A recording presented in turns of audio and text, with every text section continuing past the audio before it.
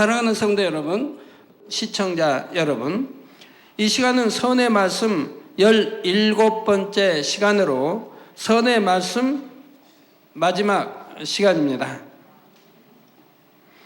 그동안 선의 단계와 룻, 요나단, 다윗, 다니엘과 세 친구, 나아만 장군, 사도 바울, 모세, 아브라함, 엘리야의 선에 대해 말씀드렸지요. 예를 들어 어떤 중증 병을 가졌다, 환자를 할지라도 나아만 같이 또 이런 선의 사람들 같이 그런 선을 가지면 응답받지 못할 분은 하나도 없는 겁니다.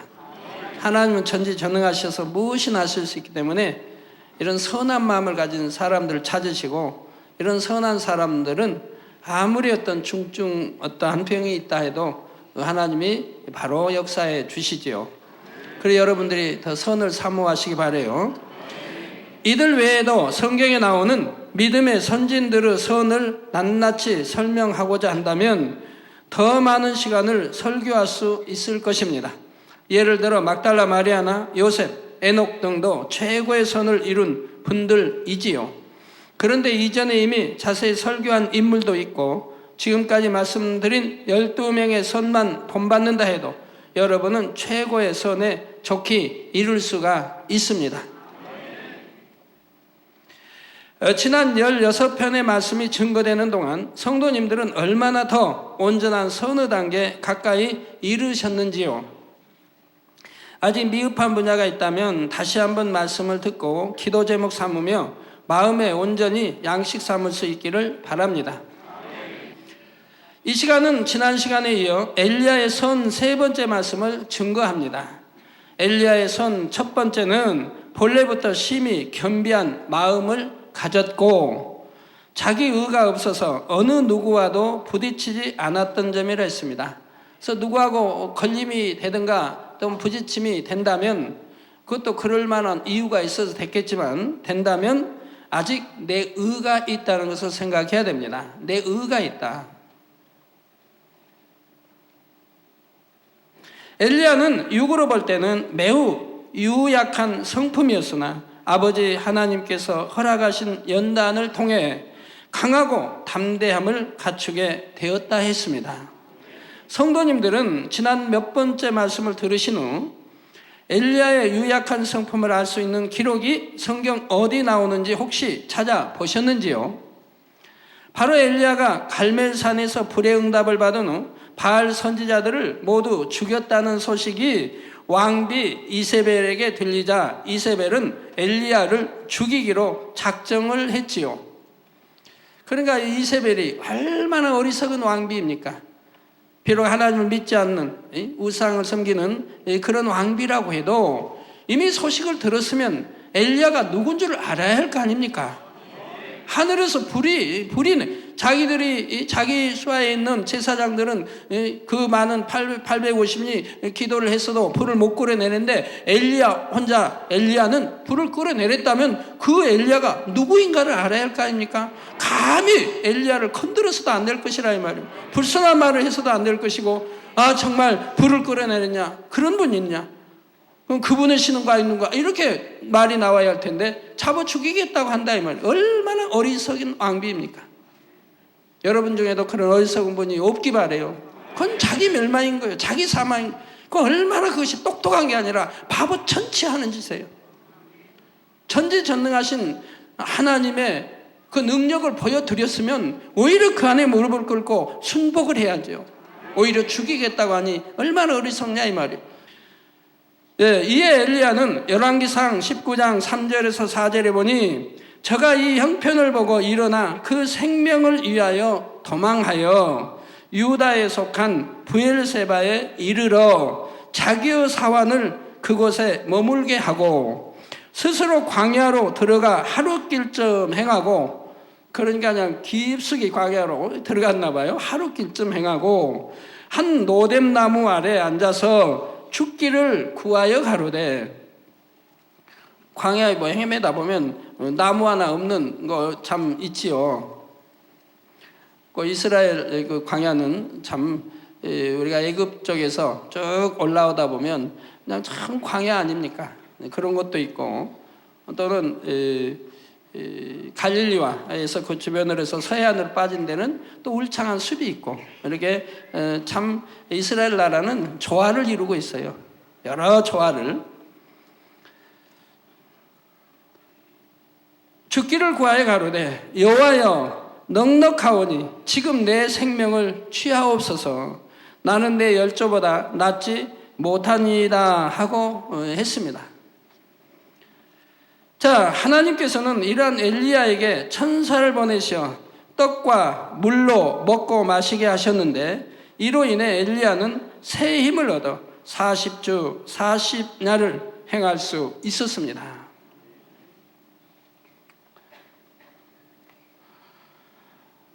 여러분들이 그 엘리야에 보면 굉장히 강한 것 같았는데, 850원을 저축이 강한 것 같은데, 한 여인의 이협적인 말에 이렇게 도망을 가서 하나님 차라리 내 생명을 취하옵소서 하니 얼마나 유약한 면이 나오지 않습니까? 아마 사도 바울이라면 그런 유약한 면을 볼 수가 없지요. 사도 바울을 통해서는. 엘리야의 선, 두 번째는 행함과 진실함으로 하나님을 사랑한 점이라 했지요. 엘리야는 이 땅에 있을 때에도 하나님에 대한 온전한 사랑으로 두려움 없이 강하고 담대하게 자신의 사명을 감당해냈고, 승천한 이후에도 삼위 하나님에 대해 사모함이 더욱 승해졌다 했습니다.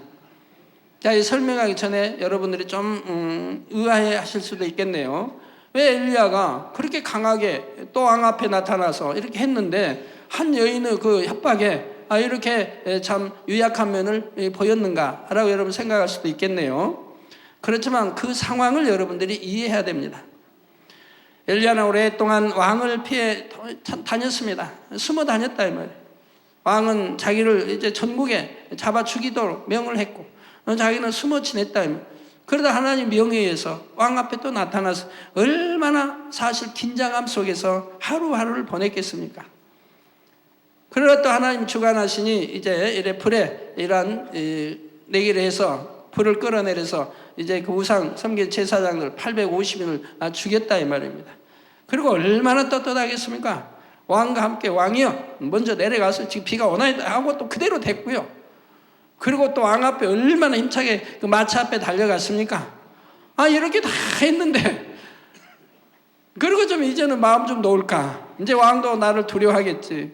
모든 백성이 이제는 하나님을 찾겠지. 이제 안도의 숨을 쉴 수 있는 그런 시간적 여유도 없이 이제는 그런 시간적 여유가 좀 있어야 되는데, 그리고 그동안 좀 진해졌던, 많이 기가 빠졌던 키도 좀 보충하고 이런 시간적 여유도 주어져야 되는데, 그냥 이내 시간적 여유도 주어지기 전에 그런 죽이겠다고 하는 이런 권세자의 협박이 왔으니 그만 그러한 현상이 됐다 이 말입니다. 그런다고 무슨 엘리야가 생명이 뭐 아까 두려워서 그런 것은 아니라 이 말이에요. 그런 상황을 여러분들이 이해를 하셔야 합니다.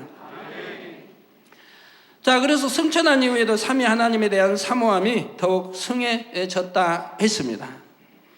그리고 성자 하나님의 사명에 대해 알게 되자 그 마음에 주를 사모함이 불붙는 듯하여 주를 위해서 내가 무엇이든 할 수 있나이다 라고 했고, 그 고백대로 이 땅에 다시 내려와 주의 길을 예비하는 사명을 맡게 된 것까지 지난 시간에 말씀을 드렸습니다. 결론적으로 엘리야는 이 땅에 다시 내려와 세례 요한으로서 주의 길을 예비하는 사명을 온전히 감당하고 마침내는 순교를 당했지요.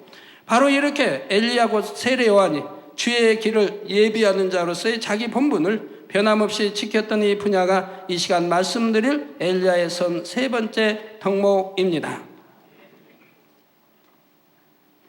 자, 이 세 번째 엘리야의 선은 주의 오심을 사모하며 기다리는 마지막 때 우리 믿는 사람들 모두에게 꼭 필요한 분야이지요.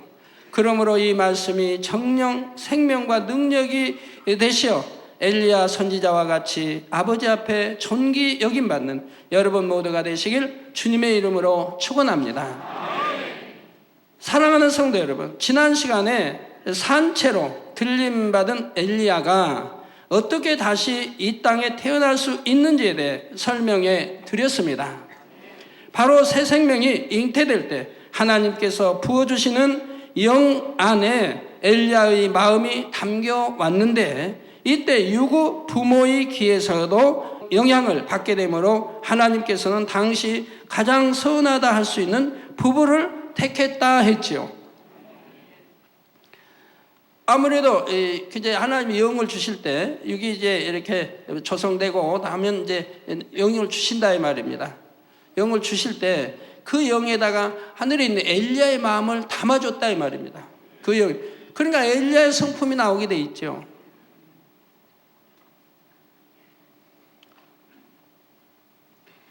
그러나 이제 부모로부터 이렇게 정자 낭자를 받아서 성장하기 때문에 부모의 또 기가 들어간다 이 말이에요. 그럼 악한 기가 들어가면 안 되지 않습니까? 본성 속에. 그러니까 가장 선한 아버지와 또 그런 선한 바로 남녀가 결합하여서 이 엘리야 세례요한이 태어나게 하셨다 이 말입니다.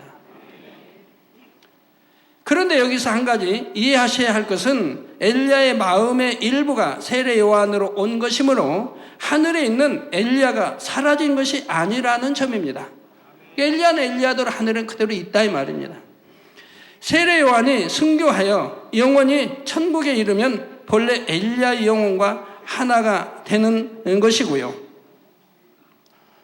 여러분들 이제 영이라고 하는 것은 하나님 주님의 성령의 영은 뭐 수백, 수천, 수만으로도 갈라집니다. 갈라서 보내기도 하고. 그러나 사람의 영은 하나예요. 뭐 갈르거나 뭐 하는 게 아니에요. 한 영으로 하나 움직이셨어요. 근데 하나님이 이 엘리야 같은 경우는 사람의 마음도 둘로 나눌 수가 있어요. 여러분 마음 둘로 나눠 보실래요? 아니면 셋으로 나눌 수도, 뭐 능력이 있으면 셋으로 나눌 수도 있겠고요. 밥상 앞에서 채널 4번 우리 설교를 듣는다고 해봐요. 너는 거기 가서 그걸 듣고 그리고 밥 먹을 수 있어요, 없어요? 밥 얼마든지 먹을 수 있죠. 밥 얼마든지 먹으면서 그걸 주시해 볼 수가 있습니다. 마음을 둘로 나눌 수가 있다 이 말입니다. 또 생각을 둘로 나눌 수도 있다 이 말입니다. 능력이 있으면 셋으로도 나눌 수가 있고요. 근데 사람 능력이 부족해서 둘 정도만 나눌 수가 있지 셋 정도 나누기는 어렵죠. 둘 정도로 잘 못 나누는 그런 사람도 있고요. 쉽지 않은. 마음도 이렇게 분리할 수가 있다는 얘기죠. 그래서 마음을 분리해서 이렇게 넣었다 이 말입니다. 좀 이해가 좀 되세요? 네.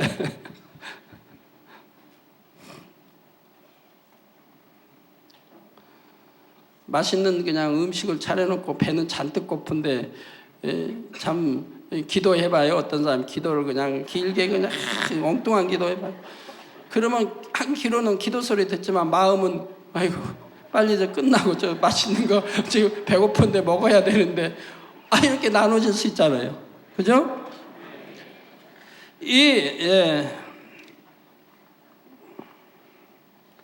사랑하는 성도 여러분, 지난 시간에 산채로 들림받은 엘리야가 어떻게 다시 땅에 태어날 수 있는지에 대해서 지금 설명을 하고 있는 것이고요.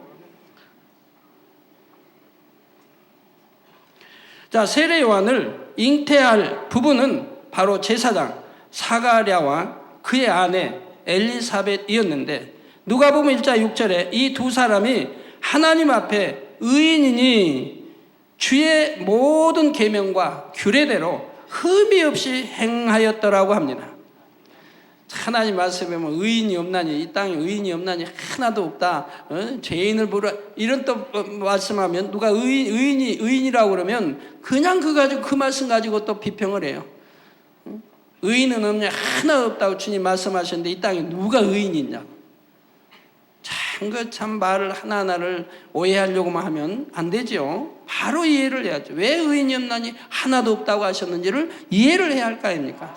그럼 정령이 의인이 없습니까?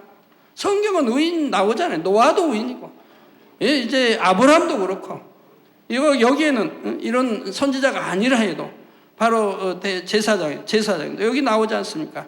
이 두 사람이 하나님 앞에 의인이니, 즉 하나님 앞에 의인이라 이 말입니다. 이렇게 의인이니 주의 모든 계명과 규례대로 흠이 없이 행하였다 이 말입니다. 그러니까 의인이라고 하죠. 하나님 앞에 이렇게 의인이 있는 것이라 이 말이에요. 근데 의인이 없나니 하나도 없는데 의인이 어딨냐 이러면 안 되는 것이라 이 말이에요. 무슨 말이더니 이해를 못하면 이렇게 되는 거죠. 여러분은 이해하시죠? 왜 의인이 없나니 하나도 없다고 하신지 아시겠죠? 설명 안 해도 되죠?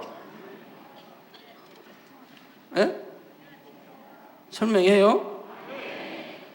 여러분 막 태어날 때는 부모의 기를 받고 태어나니까, 부모의 죄성도 아무래도 있으면 그거 받고 태어나니까 원죄가 있고 자범죄가 있지 않습니까? 예? 다 의인은 하나도 없다 이 말, 태어날 때는. 근데 태어나서 달라지지 않습니까?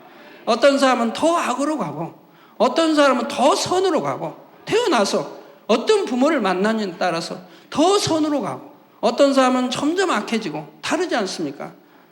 저 부모를 통해서 진리만 이 하나님 말씀으로만 가르침 낳고 이렇게 해나가면 그나마 선한 부모를 통해 나온 그 귀중에 혹여 악이 들어있다 해도 그 악을 빼내버릴 수가 있죠. 쉽게 빼낼 수 있지 않습니까? 다른 사람보다 쉽게 빼내버린다. 태어나서부터 선으로만 가르쳐, 하나님 말씀과 계명으로만 가르쳐 나가니까 있는 조금에 있는 악을 빼내버린다 이 말입니다. 그럼 악이 없어지잖아요. 그러면 하나님 보시기에 의롭다함을 받을 수 있는 의인이 되지 않습니까? 이제 이해가 되세요?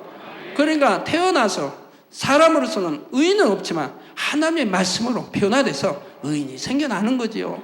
여러분도 믿음으로 의롭다함을 받는다 했지 않습니까? 마음으로 믿어 의에 이르고, 마음으로 믿는 사람은 빛 가운데 사니까, 악을 버리고 죄를 버리고 계명 지키고 빛 가운데 사니까 의인이 점점 되어가지 않습니까? 그러니까 마음으로 믿어 의에 이르고 입술로 시인하여 예수와를 구세주다, 입술로 시인하여 구원에 이른다고 하는 거죠. 생각이나 지식으로 믿는 사람은 의에 이를 수가 없기 때문에 의인이라고 하지 않아요. 그러니까 믿음이 있다 하지 않은 것이고, 믿는다 해도 죽은 믿음이라고 하는 거죠. 그러니 구원에 이르지 못한다 하는 것이에요. 이해들이 되십니까? 그래서 주의 모든 계명과 규례대로 흠이 없이 행하더라. 그런데 엘리사벳이 수태를 못함으로 아이가 없었고 두 사람은 이미 나이가 많은 상태였지요. 이와 같은 상황에서 천사장 가브리엘이 사가랴에게 장차 아이를 얻게 될 것을 알려준 말씀이 누가복음 1장 13절에서 17절에 나옵니다. 천사가 일러 가로되 사가랴여 무서워 말라. 너의 간구함이 들린지라. 내 아내 엘리사벳이 내게 아들을 낳아 주리니 그 이름을 요한이라 하라. 너도 기뻐하고 즐거워할 것이요 많은 사람도 그의 남을 기뻐하리니 이는 저가 주 앞에 큰 자가 되며 포도주나 소주를 마시지 아니하며 모태로부터 성령의 충만함을 입어 이스라엘 자손을 주 곧 저희 하나님께로 많이 돌아오게 하겠음이니라. 말씀 그대로 되었지 않습니까? 또 저가 또 엘리야의 심령과 능력으로, 저가 구약에 있는 바로 엘리야의 심령과 능력으로 주 앞에 앞서가서, 우리 예수님보다 먼저 태어난다 이 말입니다. 6개월 먼저 태어나죠. 앞서가서 아비의 마음을 자식에게 거스리는 자를 의인의 슬기에 돌아오게 하고 주를 위하여 세운 백성을 예비하리라 했던 것이지요. 그에 정말 엘리사벳이 수태하여 아이를 낳았습니다. 그러니 이들이 얼마나 가브리엘이 일러준 말씀을 명심하여 아이를 잘 양육했겠는지요. 더군다나 선한 마음에 계명과 인리를 다 지키는 흠이 없는 자들을 통해서 새 요한이 태어나고 또 얼마나 흠없게 가르치겠느냐 이 말이에요. 또 이가 누구라는 걸 이미 알려줬는데. 그런데 누가복음 1장 80절에 보니 아이가 자라며 심령이 강하여지며 이스라엘에게 나타나는 날까지 빈들에 있으니라 했습니다. 구약의 엘리야는 좀 신약한 이런 게 있었지만 이제 뭐든 다 끝내고 이제 산채로 들림마다 하늘에 가서 모든 걸 보고 알았지 않습니까? 그러니 두려움이 있겠습니까? 강하죠. 담대하죠. 두려움이 없지요. 그 심령이, 그 마음이 바로 엘리야의 심령과 능력이 바로 임해 있기 때문에 이제 세례와는 구약의 엘리야와 또 다른 것을 볼 수가 있어요. 그게 다 설명이 좀 되어지는 거 아닙니까? 바로 저가 엘리야의 심령과 능력으로 주 앞에 선다라고 했죠. 자, 여기서 세례 요한이 빈들에 있었다는 것은 세상과 구분된 삶을 살았다는 것을 의미하죠. 그러니까 부모가 이는 누군가를 알기 때문에 어려서부터 바로 이렇게 세상과 완전히 구별되게 이렇게 가르쳤다 이 말입니다. 그리고 그렇게 행하게 했다 이 말입니다. 세상물이 들지 않게 했다 이 말입니다. 우리 주님도 마찬가지입니다. 우리 주님도 태어나셔서 그 어미가 동정녀 마리아가 이가 누군가 안다 이 말입니다. 이 내가 낳은 이 아들 예수가 누구인 것을 이미 안다 이 말입니다. 또한 천사를 통해 들었고 또 예언하는 이 세례 요한의 의미를 통해서 또 들었다 이 말입니다. 그래서 그걸 명심했다 이 말입니다. 그리고 그렇게 하나님의 역사를 여러 차례 경험했다 이 말입니다. 태어나서 마국간에 있을 때 동방밭 세사하며 경배드는 거 봤지 않습니까? 또 목동들에 와서 천사가 일러줬다고 하는 거 봤지 않습니까? 그러니 예수가 누구인 걸 너무 잘 안다 이 말이에요. 또 천사 통해서 애굽으로 피난 가라. 또 애굽에 있으니 이제 너를 죽일 자가 죽었으니 다시 돌아와. 다 천사였었는데 그가 누군지 너무 아는데 그를 갖다가 저기 아비가 하는 그 요셉이 하는 그 목수일을 가리키겠느냐 이 말이에요. 그 시간이 어디 한가하다고 이제 주님 오실 길에 예배하고 앞으로 저기 할 분을 갖다가 목수일 하게 하고 대패질 하게 하고 하겠느냐 이 말이에요. 근데 오늘날 주의 종들이 다 이렇게 가르친다 이 말이에요. 이렇게 가르쳐요. 아비 밑에서 목수일해서 부모에게 효도하고 그래 했다고 가르친다 이 말이에요.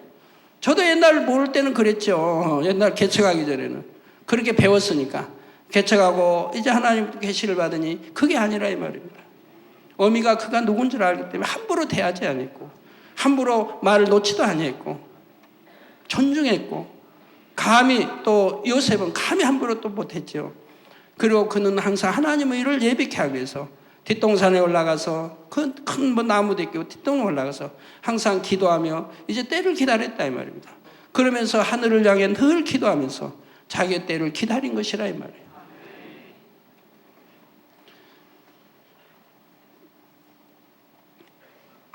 그래서 빈들에 있었다는 것은 세상과 구분된 삶을 살았다는 것을 의미하고요. 세례 요한은 세상과 구분된 삶을 살면서 늘 하나님과 영적인 교통을 이루었고 세상에 드러날 때를 정확하게 주관받게 됩니다.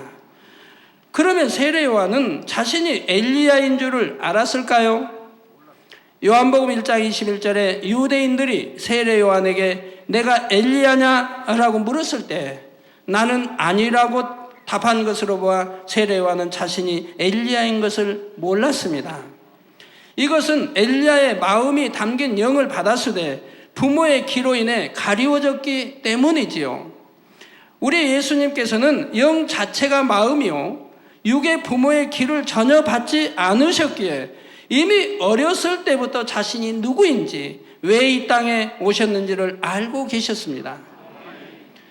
이것은 예수님이 12살 때 있었던 한 일을 통해 알 수 있죠. 바로 누가복음 2장 49절에 성전에 계신 예수님을 찾은 육의 부모에게 예수님께서 어찌하여 나를 찾으셨나이까?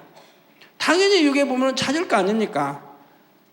나사렛에서 베들레헴까지 왔고 그때는 차 타고 다닐 때가 아니니까 걸어서 오가고 꽤 될 텐데 걸어서 하니까 험준한 산도 돌아야 되고 그러면 그 왔는데 3일 동안 떨어졌으니 지금 보지를 못해요. 함께 동행해서 지금 오는 줄 아는데 없다 이 말입니다. 그러니까 급히 되짚어 지금 오고 있는 거라 이 말 길을. 사람들 물어도 모른다고. 그래가지고 오다 보니 거기 베들레헴 성전까지 왔다 이 말입니다. 당연히 찾을 건 당연한데도 우리 주님은 12살 때 육의 이제 부모에게 이런 대답을 한다면 예수님께서 어찌하여 나를 찾으셨나이까? 내가 내 아버지 집에 있어야 될 줄을 알지 못하셨나이까? 내 아버지 집, 즉 하나님 아버지 집에 내가 있어야 할 것을 모르셨냐 이 말입니다. 즉 알면서 왜 찾느냐 이 말입니다. 몰랐다는 게 뜻이 아니라 왜 알면서 나를 찾으셨나이까 이 뜻이라 이 말입니다. 라고 책망하거나 지적한 것이 아니고 이렇게 깨우쳐주는 거지요. 그래서 내가 내 아버지 집에 있어야 될 줄을 알지 못하셨나이까? 즉 아시면서 왜 찾으셨나이까? 라고 좀 묻는 거죠. 이처럼 자신에 대해 어렸을 때부터 이미 알고 계셨던 예수님과 달리 세례 요한은 자신이 누구인지 정확하게 알지를 못했지요. 그러나 그의 영 안에 엘리야의 마음이 담겨 있었기에 어렴풋이 자신이 어떠한 삶을 살아야 하는지 마음의 주관을 받게 됩니다. 스스로 세상과 구분되어 절제된 삶을 살며 늘 하나님과 교통하면서 자신의 사명에 대해 깨달아 나가게 되었지요. 내가 오실 일을 기다려야 한다는 것과 무엇을 외쳐야 하는지 무엇을 해야 하는지를 하나하나 마음에 주관받게 되고 세상에 드러날 때를 기다렸던 것입니다. 마태복음 3장 4절에 보면 세례 요한이 세상에 막 드러났을 때의 모습에 대해 이 요한은 약대 털옷을 입고 허리에 가죽띠를 띠고 음식은 메뚜기와 석청이었더라 하고 기록되어 있습니다. 이만큼 세례 요한은 주의 길을 예비하는 자로서의 사명을 감당하기 위해 세상과 구분되고 절제된 삶을 살았던 것입니다. 이렇게 자기가 누구인가 100%는 알지 못해도 자기가 왜 왔는지 이렇게 완전히 구분된 삶을 살더라 이 말입니다. 우리도 마찬가지입니다. 이제는 천국이 있고 지옥이 있음을 안다 이 말입니다. 내세가 있음을 안다 이 말입니다. 이 세상의 모든 것이 헛됨도 안다 이 말입니다. 이 세상 것을 사랑하고 취해 나가면은 사망이라는 걸 안다 이 말입니다. 하나님이 그것은 믿음이 없다 하신다 이 말입니다. 그 세상을 사랑하면 하나님의 사랑, 내 사랑이 너희 안에 없다고 말씀하면 그저 네가 나를 사랑하는 게 아니라고 말씀합니다. 죄를 짓든 육체를 행하든 이 세상을 사랑하고 짝하면은 하나님은 내가 내 사랑이 네 안에 없다. 즉 너는 나를 사랑하지 않는다라고 말씀하는 겁니다. 그러니 어찌해야 되겠습니까? 이제는 정령이 깨우치고 이제는 깨닫고 이제는 돌이키고 얼마 남지 않은 세월을 아껴서 열심히 신부단장에 가야 하지 않겠습니까? 답답하지요. 그리 못하면 이제는 헛된 거 버려야 됩니다. 세상 사랑하는 거 버려야 됩니다. 그게 무슨 유익을 주는 것입니까? 이제 날이 갈수록 병은 더 창궐해 가는데 질병균, 세균들은 날이 갈수록 창궐해 가는데 우리 하나님 아버지가 지켜주시지 않으면 잠시라도 마음 놓고 살 수 없고 설령 병들지 않았다 해도 지옥 가니 무슨 소용이 있습니까? 병들지도 않고 사고당하지도 않고 지옥도 아니 가고 천국 가되 더 좋은 천국 가면 좋지 않습니까? 또 이 땅에 살면서도 아버지 하나님의 사랑을 받으며 살면 너무 좋지 않습니까? 왜 이 길을 오라고 하는데 왜 이 길을 같이 가자고 하는데 왜 힘듭니까? 힘들 일이 뭐가 있느냐 이 말이에요. 저도 그 길을 왔지만 홀로이 왔지만 힘들다 해보지 않았고 힘든 길이 아니었다 이 말입니다. 너무 행복한 길이라 이 말이에요. 때가 되자 세상에 들어가서 회개하라 천국이 가까웠느니라고 외치며 죄사함을 받게 하는 회개의 세례를 전파했습니다. 이에 마태복음 3장 5절에서 6절에 보니 이때 예루살렘과 온 유대와 요단강 사방에서 다 그에게 나와 자기들의 죄를 자복하고 요단강에서 그에게 세례를 받더니 했지요. 자, 그냥 받는 게 아니고 요단강 사방에서 다 그에게 나와서 자기들의 죄를 자복하고 요단강에서 그에게 세례를 받더라. 말라기 이후 이스라엘의 하나님의 계시가 끊긴 지 약 400여 년 만에 나타난 세례 요한의 외침에 목마른 사슴이 시냇물을 찾듯이 많은 사람들이 세례 요한에게 나왔던 것입니다. 세례 요한이 외치는 말씀을 듣고 회개했으며 죄사함을 받기 위해 세례를 받았지요. 자, 이러한 가운데 누가복음 3장 15절에 보니 백성들이 바라고 기다림으로 모든 사람들이 요한을 혹 그리스도신가 심중에 의논했다고 했습니다. 그런데 이어지는 누가복음 3장 16절에 요한이 모든 사람에게 대답하여 가로되 나는 물로 너에게 세례를 주거니와 나보다 능력이 많으신 이가 오시나니 나는 그 신들매를 풀기도 감당치 못하겠노라. 그는 성령과 불로 너희에게 세례를 주실 것이요라고 답했지요. 세례 요한은 자신의 본분, 곧 자신은 주의 길을 예비하는 자라는 것을 분명히 알았고 그 이상을 넘어서지 않고 잘 지켰던 것입니다. 그리고 항상 나보다 능력이 많으신 이가 내 뒤에 오신다고 전파하니 사람들의 마음은 얼마나 장차 오실 분에 대한 사모함이 더해졌겠는지요. 사람들에게는 세례 요한도 큰 하나님의 선지자인데 그러한 세례 요한이 나는 그 신들매를 풀기도 감당치 못하겠노라고 하니 과연 그분은 어떤 분일까 하고 심히 기대하게 되는 것이지요. 신들매란 신발을 묶는 끈인데 세례 요한이 그것을 풀기도 감당치 못하겠노라고 자신을 철저히 낮추며 증거하는 그분은 얼마나 높으신 분일까를 생각하도록 하는 것입니다.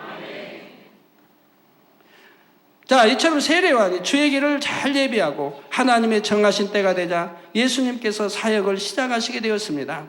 그러자 세례 요한을 따르던 많은 사람들이 이제는 예수님께로 향하게 되었지요. 이에 대해 요한복음 3장 26절에 보니 저 요한의 제자들이 요한에게 와서 가로되 랍비여 선생님과 함께 요단강 저편에 있던 자 곧 선생님이 증거하시던 자가 세례를 주매 사람이 다 그에게로 가더이다 라고 고했습니다. 좋은 뜻에서 고하는 게 아니에요. 제자들은 이 말을 들은 요한의 마음이 어떠했을까요? 이제 내 시대는 끝났구나. 참 서글프다. 그 많은 백성들이 자기를 그냥 선지자처럼 큰 선지자 여기고 자기를 붙잡고 막 통에 잡아가고 그렇게 세례를 받고 했는데 이제 내가 증거한 예수님이 오시니 사람들이 다 그를 쏠려가니 나는 내 시대는 이제 끝났구나.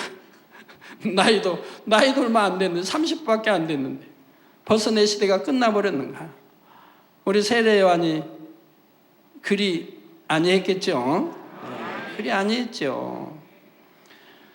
서글픈 마음이 들었을까요? 아니죠. 아니면 마음이 힘들었을까요? 아니죠. 오늘 본문인 요한복음 3장 28절 30절에 요한의 마음이 잘 나옵니다. 나의 말한 바 나는 그리스도가 아니요 그의 앞에 보내심을 받은 자라고 한 것을 증거할 자는 너희니라. 저 너희는 나한테 배웠으니까 그걸 증거할 자는 오히려 너희라 이 말입니다. 신부를 취하는 자는 신랑이나 서서 신랑의 음성을 듣는 친구가 크게 기뻐하노니 나는 이러한 기쁨이 충만하였노라. 그는 흥하여야 하겠고 나는 쇠하여야 하리니 했던 것입니다. 제자들을 오히려 타이르며 자신의 본분을 되새겼고 주님의 나타나심을 진실로 함께 기뻐했지요. 어떠한 사심도 어떠한 불의도 찾아볼 수 없고 진리와 함께 온전히 기뻐하는 주에 대한 영의 사랑을 느낄 수가 있습니다. 주에 대한 이 마음은 세례 요한이 옥에 갇히고 순교를 당하기까지 변함이 없었지요. 아버지 하나님께서는 바로 이처럼 세례 요한이 주의 길을 예비하는 자로서의 본분을 변함없이 지킨 이 점을 참으로 선으로 여기신다는 사실입니다. 이런 선한 마음 가진 사람들이 얼마나 있나요, 여러분? 여러분도 똑같은 일체 이렇게 된다고 해봐요. 그러면 조금이라도 불평이 나올 수 있고 내가 얼마나 열심히 지금 주의 길을 예비하고 그랬는데 이제 나는 뭔가 라고 말할 수도 있는 것이라 이 말입니다. 서운한 마음을 조금이라도 품을 수도 있는 것이라 이 말입니다. 그랬다면 그건 선한 자가 아닌 것이라 이 말입니다.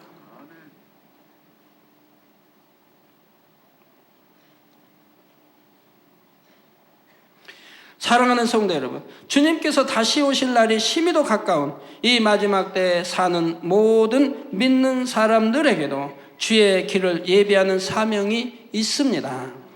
세례 요한이 예수님이 주님이 그리스도로 오신 분임을 사람들로 믿게 하기 위해 그 길을 예비했던 것처럼 우리도 한 사람이라도 더 예수 그리스도를 믿고 재림의 주님을 함께 맞이할 수 있도록 해야 하는 것입니다. 이를 위해 하나님께서 제단해 주신 사명도 있고 그 사명을 한 마음으로 이루는 것이 또한 우리가 주님의 길을 예비하는 것이지요. 바로 땅끝까지 복음을 전하는 세계 선교와 대성전 건축을 이루기까지 모든 과정이 영혼 구원과 직결되는 것이기 때문입니다. 이 큰 과업을 이루기 위해 교회 내 각 부서와 조직이 있는 것이고 각자가 맡은 사명을 그 안에서 잘 감당할 때 결과적으로 교회적인 사명도 이루는 것이지요.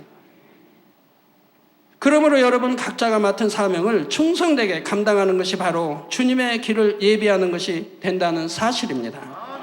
특별히 직분이 없다 해도 하나님을 믿는 사람은 누구나 전도의 사명이 있고 세상에서 빛과 소금이 되어야 하는 사명이 있지요. 이 사명도 결코 작은 사명이 아니고요. 이처럼 어떠한 사명을 맡았다 해도 세례요한처럼 변함없이 자기 본분을 지키는 자가 되면 주의 길을 잘 예비한 일꾼이라 할 수가 있습니다. 그런데 사람들이 자기 본분을 잘 지키지 못하는 이유가 마음이 높아졌기 때문인 경우가 많습니다. 또한 자기 유익을 구하는 마음 사심이 있으므로 처음에 순수한 목적에서 이탈되는 경우도 있지요. 그러나 참으로 세례요한처럼 아버지 하나님 앞에 소중한 그릇이 되기 위해서는 아무런 사심 없이 겸비하게 자신을 낮추고 주님만을 높일 수 있는 마음이 되어야 합니다. 우리가 아버지 하나님께 영광 돌릴 일을 하면 아버지께서도 영광 돌린 사람에게 영광을 더해 주십니다. 그러나 자신이 영광을 누리고자 하는 것이 목적이 되어서는 안 되지요. 물론 이것은 천국에서 얻을 상도 바라보지 말라는 의미는 아닙니다. 나도 더불어 영광을 누리고자 하는 사심 없이 오직 주의 영광만을 위한 진실한 마음으로 행해야 한다는 것을 말씀드리는 것이죠. 먹어도 입어도 잠을 자도 깨어있어도 무엇을 해도 오직 아버지의 영광을 위해서 해야 한다 이 말입니다. 그 영광을 위해서 쓰임받아야 하는 것이고요. 나의 사사로운 마음이나 욕심이나 나의 사사로운 육을 채우기 위한 그런 마음이 돼서는 아니 되는 것이라 이 말이에요. 또한 주의 일을 이루는 통역자들이 나보다 더 크게 영광을 돌릴 수 있다면 중심에서 기쁨과 감사함으로 기꺼이 나의 기득권도 내어줄 수 있어야 합니다. 이것이 참으로 큰 마음이지요. 중심에서 아버지를 사랑하는 사람은 내가 얼마나 더 많은 일을 할 것인가 보다 어떻게 하면 아버지의 영광을 더 드러낼까를 중요하게 여기기 때문입니다. 이것이 바로 나는 없고 오직 주의 영광만 구하는 사람의 마음이지요. 연말이 되어 각 분야에서 임명을 통해서든 선출을 통해서든 새로운 일꾼들이 세워지게 될 때 모든 성도님들이 세례 요한과 같은 마음을 갖는다면 모든 분야가 더 화평함 가운데 아버지 하나님의 영광을 드러낼 수 있을 것입니다.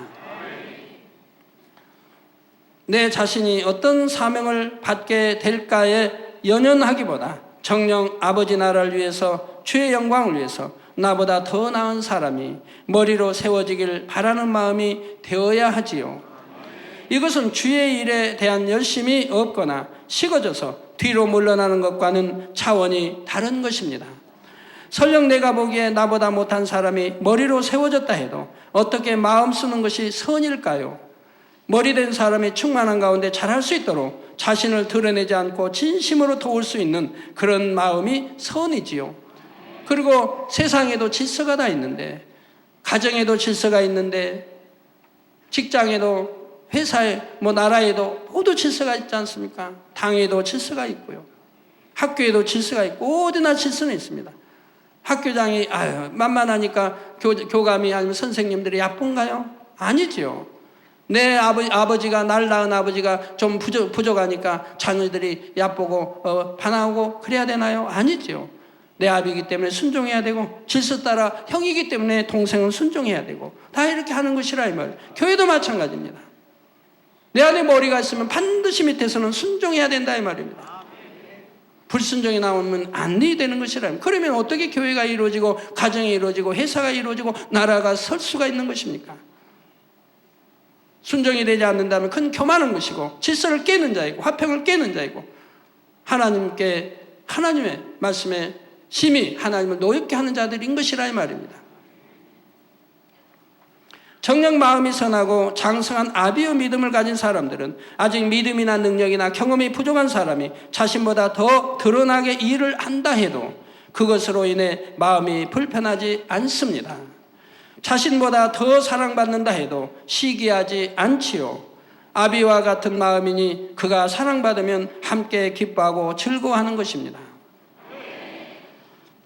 손수건 집회를 가는 종들에 대한 저의 마음이 바로 또 이와 같습니다. 물론 제가 그들을 보내놓고 노심초사하며 마음에서 염려하는 것은 아닙니다. 다만 악을 행하는 자는 빛을 미워하기 때문에 하나님의 권능이 나타날 것을 싫어하여 원수 마귀 사단이 방해할 수도 있고 육적으로 어려운 일들이 있을 수도 있음을 알게 믿음으로 잘 승리하기를 기도하는 것이지요. 또한 그러한 종들이 손수건을 통해 크게 아버지께 영광을 돌리고 사랑을 받으면 중심에서 기뻐하고 감사했습니다. 한 번도 내가 기도해 준 손수건을 가지고 자기들이 사랑받는구나 생각하지 않았습니다. 오히려 그처럼 행할 수 있는 종들이 있음에 감사하고 더 많은 종들이 그렇게 되어지기를 바라는 마음이지요. 또한 오늘날 이 제단을 통해 성경에 기록된 희한한 능이 나타나게 해주신 아버지 하나님께 오직 감사하고 영광을 돌렸지 저 자신이 영광 받고자 하는 마음은 초도 없습니다. 오직 아버지 앞에 영광 돌리기 위한 마음이라 이 말입니다. 자, 요한복음 14장 12절에 보면 우리 예수님께서 내가 진실로 진실로 너에게 이르노니 나를 믿는 자는 나의 하는 일을 저도 할 것이요 또한 이보다 큰 것도 하리니 이는 내가 아버지께로 가미니라 말씀하셨지요. 이 말씀처럼 주님을 믿고 달려온 오늘날까지 아버지 하나님께서는 크고 놀라운 권능의 역사, 창조의 최상의 권능의 역사까지 이르게 하셨지만 저는 그것이 저의 것이라 여기지 않았습니다. 7년의 병고로 죽을 날만 기다리던 저를 아버지 하나님께서 만나주시지 않았다면, 사랑하는 주 예수님의 보혈로 저희 죄를 씻어주시지 않았다면 오늘날에 저는 있을 수 없음을 너무도 잘 알기 때문입니다. 지금은 죽어서, 이미 죽은 지 오래됐겠죠. 죽어서 지옥에서 불구덩이에 고통받고 있지 않겠습니까? 그래도 저는 선하게 살았으니까 지옥에도 4단계 지옥은 안 떨어졌을 거고 1단계 지옥에 떨어졌겠는데 1단계 지옥이란들 하루들 견딜만 하겠습니까? 그 고통을 세세토록 받아야 된다 이 말입니다. 그런데 우리 하나님이 만나주시고 우리 주님이 찾아오시고 성령을 주셔서 이렇게 천국을 알고 지옥 가자 천국 가는 것마도 너무너무 감사한데 어떻게 아버지 더군다나 권능 주셔서 일하는 일을 내가 받고자 하겠습니까? 어찌하든 믿음을 심어주기 위해서 간증도 해드리는 것이고 어찌하든 생명을 얻기 위해서 해주는 것이고 어찌하든 하나님과 천국을 알고 성경의 참여를 알게 해줘서 늘 간증해드리는 것이고 한 간증 또 하고 다른 간증 또 해서 어찌하든 믿음을 그렇게 심어줘도 의심하고 믿지 못하는 사람이 그렇게 있는데 어찌 그걸 하지 말란 말입니까? 믿음을 심어줘야 여러분 믿음이 자라고 여러분들은 믿음으로 치료받고 믿음으로 또 응답받는 거 아니겠습니까? 그리고 이건 모든 거 하나님을 나타내는 것이요. 하나님이 살아계시고 예수가 구세주이고 성경이 참이고 천국과 지옥이 있고 내세가 있음을 알리기 위해서 하는 거지 어찌 제가 영광받기 위해서 하겠습니까? 제가 영광받게 한다면 왜 이렇게 있겠느냐면 그냥 뭐 수많은 모여서 집회하고 알리고 우리 성도들 그냥 만나서 식사나 하고 늘 신방차 신방 가면 못해도 몇십 명 몇백 명씩 몰리는데 애 가서 하지요. 대접받고 다니지요. 그러므로 아무리 큰 영광을 나타냈다 할지라도 그것은 저의 것이 아니요 오직 주의 것이며 아버지의 것이라고 중심에서 고백하게 되지요.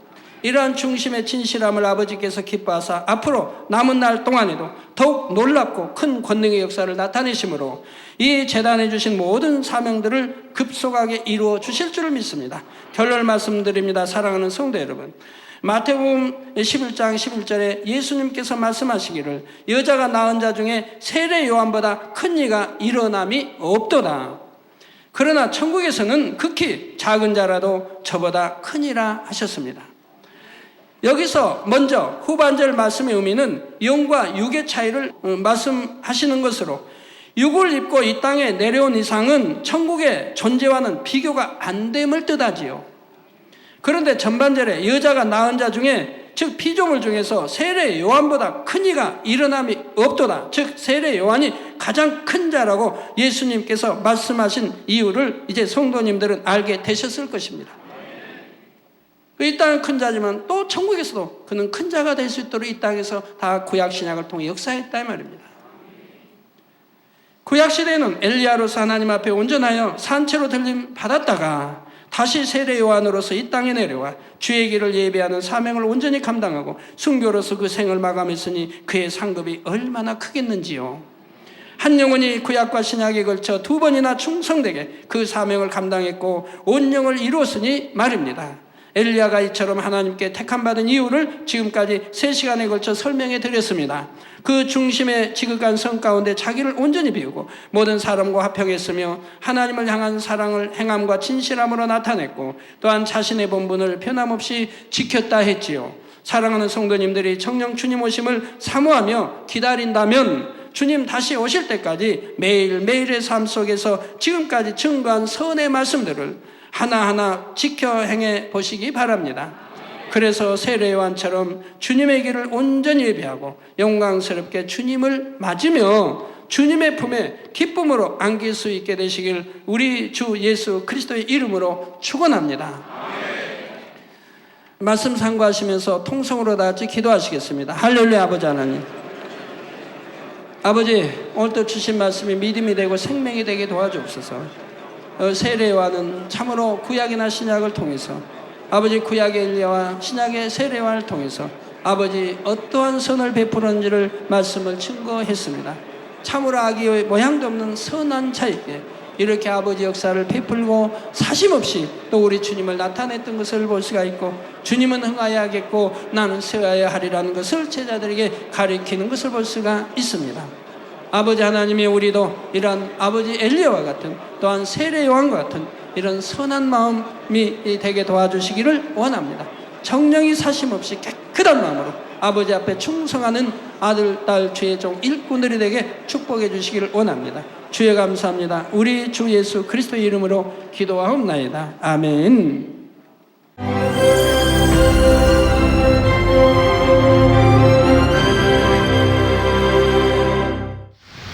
할렐루야. 전능하신 사랑의 아버지 하나님, 이 시간 기도받는 모든 성도님들 위해 안수하여 주옵소서. GCN 방송 시청자들이 인터넷과 화상을 통해 기도받는 지교회와 지성전 그리고 전세계 하나님의 자녀들 위에도 시공간을 초월하여 역사하여 주시기를 원합니다. 믿어지는 믿음을 주시고 부정적인 생각과 의심의 세력을 물리쳐 주옵시며 모든 시험 환난도 물리쳐 주옵소서. 머리부터 발끝까지 오장육부 뼈 마디마디 온몸의 신경 조직 세포 등 아픈 곳마다 성령의 불로 태우시고 근본의 빛으로 역사하여 주옵소서. 예수 그리스도의 이름으로 명하노니 원수마귀 사단 모든 질병 균 연약함아 물러가라. 빛이 임하라. 모든 불치 난치병도 성령의 불로 태워 깨끗하게 역사하여 주옵소서. 말라리아를 비롯한 모든 풍토병도 물리쳐 주옵소서. 감기, 기침, 열, 몸살, 독감 등 각종 유행성 질병도 다 물러가라. 어떠한 유행성 질병 균도 틈타지 않게 지켜 주옵소서. 위암, 폐암, 간암, 유방암, 자궁암, 대장암, 피부암 등 각종 암과 에이즈, 백혈병, 뇌졸중, 고혈압, 저혈압, 심장병, 폐병, 위장병, 당뇨, 부인병, 피부병, 갑상선 질환과 모든 염증도 깨끗게 하여 주옵소서. 소아마비, 중풍, 관절염, 디스크도 온전케 하여 주옵소서. 요통, 두통, 신경통을 비롯한 모든 통증은 사라질지어다. 간질, 자폐증, 우울증, 조울증, 노이로제 등 모든 정신질환도 물러가라. 모든 마비된 것도 풀어지고 일어나 걷고 뛸지어다. 눈도 잘 보이게 하옵시고 귀도 잘 들리게 하여 주옵소서. 소경은 눈을 뜨고 기머거리는 들으며 벙어리는 말할지어다. 각종 사고 후유증도 깨끗게 하시고 부러진 뼈도 붙여 주옵소서. 화상 입은 것도 온전케 하옵소서. 화기야 물러가라. 열도 물러가라. 아버지 흉터도 나지 않게 역사해 주시기를 원합니다. 마약을 비롯하여 각종 약물과 독극물 중독도 깨끗함을 입을지어다. 죽은 신경과 세포가 살아나며 죽은 자도 살아나게 하여 주옵소서. 잉태의 축복도 주시기를 원합니다. 잉태 축복을 받으라 예수 그리스도의 이름으로 명하노니 원수마귀 사단아 하늘 공중 곳에 잡은 악의 영들아 물러가라. 그의 사자들도 물러갈지니라.